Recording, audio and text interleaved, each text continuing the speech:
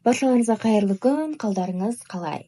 Бүгін біз бірінші модульдің бірінші сабағы YouTube платформасы, YouTube әлеміне кіреміз. Сондықтан да, егер де сіздерде осы уақытқа дейін арна болмаса, YouTubeға кірейін ба, кірмейін ба, ол жақта табыс табу рас па, жоқ па деген сияқты нәрселермен, күдікпен, күмәнмен жүрген болсаңыздар, онда сіздерге сол күмәнді сейілтетін 7 түрлі себеппен бөлісетін боламын.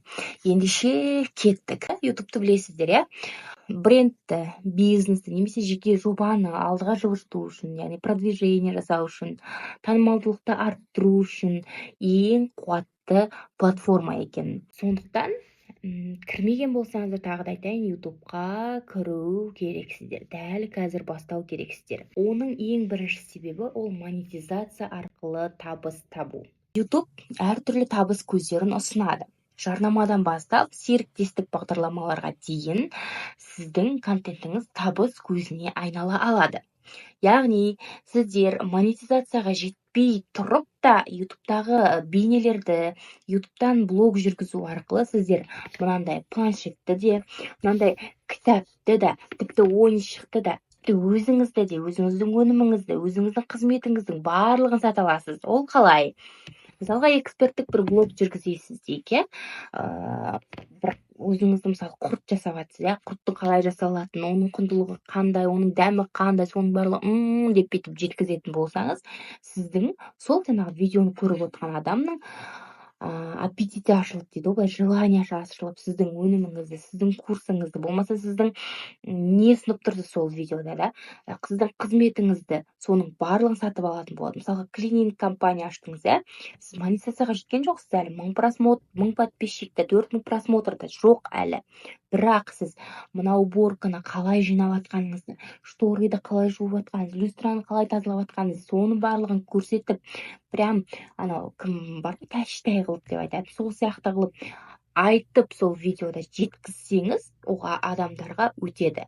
Және де сіз ол жаңағы видеоның просмотрынан емес, ол кезде сіз сол описанияға жазып қоясыз ғой номеріңізді, сондайларыңызды. Сол жаңағы видеоны көрген адам сізге клиент болып келіп үйін жинатады, пластик терезе қойдырады, болмаса игрушкаңызды сатып алады, кітабыңызды сатып алады дегендей, курсыңызды сатып алады дегендей, болмаса сізге серіктес болады. Дәл сондай жағдайда сіз табыс таба аласыз. Бұл түсінікті, да, бірінші себебі. Енді екінші себебі ол танымалдылықтың артуы. Ең үлкен аудиториясы бар платформа ол YouTube. Google-дан кейінгі екінші орында екен білеміз, іздеу жүйесінен. Яғни сіз үлкен аудиторияға шығудың, үлкен бір площадкаға, үлкен бір мысалға арена деңіз, бір аренаға шықтыңыз, сөз сөйлеп жатсыз, сіздің бірнеше адам қарап отыр. Дәл сондай арена, дәл сондай платформа ол әрине YouTube. Сіз үлкен аудиторияға шығу арқылы өзіңіздің танымалдылығыңызды арттырасыз. Сізде мысалы көшеден көрген адам сіздің осындай брендіңіз бар екен, осындай киім бар екен, осындай нәрселерді сататыныңызды жалпы сол блогыңыз арқылы YouTube'дағы білетін болады. Үшінші себебі контенттің ұзақ мерзімді құндылығы.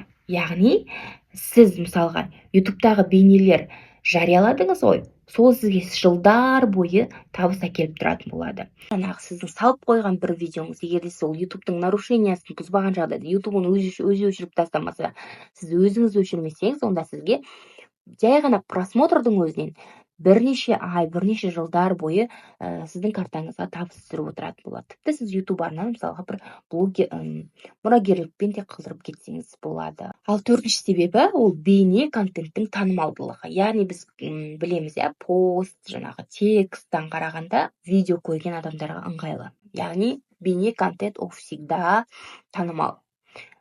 Бірінші орында, және ол ешқашан да өлмейді. Ал бесінші себебі ол қарапайым продвижение, яғни өнімдер мен қызметтеріңізді бейне арқылы тікелей жылжытуыңызға болады. Яғни жылжыту деген ол продвижение, продвигать ете аласыз ғой жалпы. Назар аудартатын қызықты контент түсіру арқылы сіз өз-өзіңізді жарнамалай аласыз. Оған ешқандай ақша салмайсыз. Мысалы, бір видео жасап қойдыңыз, бір нәрсе істеп жатсыз, мысалы, автоэлектрик болсаңыз, машина жөндеп жатсыз. Ол сізде YouTube видео салғаныңыз үшін вообще сізден ақша алмайды. Просто штатив арқылы түсірдіңіз, немесе біреуден папарацци еттіңіз, ол сізге түсіріп берді. Соны сіз ютубқа жүктейсіз.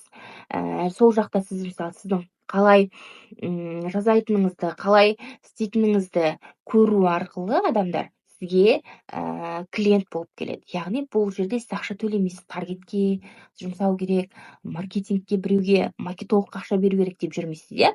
Бұл қарапайым продвижение. Ал 6-шы себебі ол брендке деген сенімділіктің артуы. Жеке YouTube арнасы сіздің брендіңізге немесе бизнесіңізге деген сенімділікті арттырады. Өйткені көрермендер сіздің құндылықтарыңыз бен жұмыс стиліңізді жақсы түсінеді.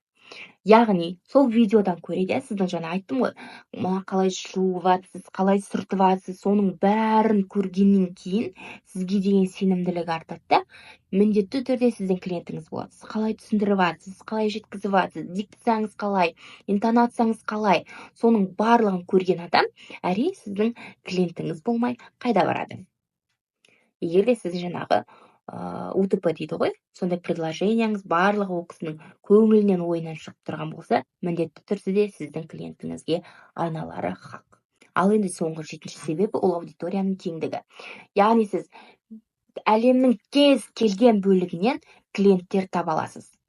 Көбісі бізде орысша түсіреді, сол орысша жүргізсе, мысалға, осы кітаптың мазмұны, осы кітаптың ішінде не айтылып жатыр, соның барлығы, мысалы, қазақша, орысша оқып отырсаңыз, ютубта автоматты түрде субтитрі бар, иә?